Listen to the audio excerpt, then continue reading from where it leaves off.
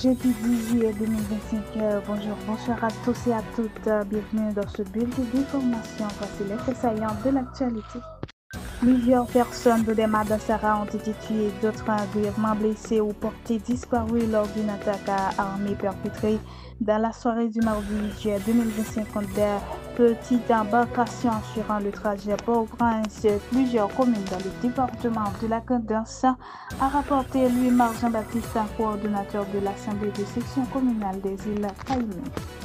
À l'approche de la fin de mandat du Conseil présidentiel de transition, sans avancée majeure sur les plans sécuritaires et institutionnels, le mouvement pour la réconciliation et la reconstruction nationale multiplie les démarches diplomatiques.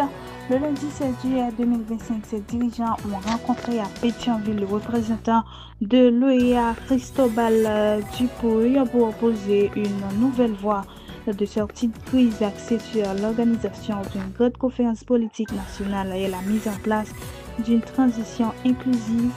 Lors de cette rencontre, les responsables du monde ont dressé un tableau sombre: insécurité généralisée, montée de la violence armée, vandalisme accru, expulsion massive de migrants haïtiens dans les régions, un climat célèbre, selon eux, qui exige une réponse politique forte et coordonnée.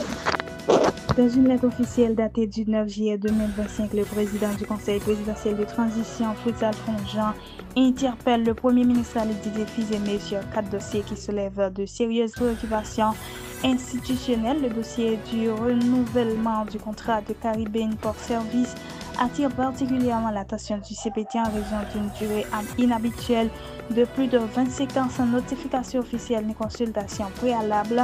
Le président du CPT exige la remise immédiate des documents contractuels pour évaluer la légalité et les implications de ces engagements à long terme.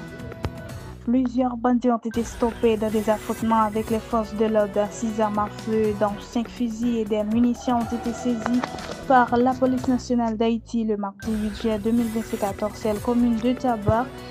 Des instructions claires et formelles ont été passées par le commandant-chef haïti de l'institution policière, M. Ramon Ormi, le responsable des juridictions de police concernées, afin de poursuivre la traite des malfrats jusqu'au démantèlement des foyers de gang opérant à Torcel et à Pernier, commune de Pétionville.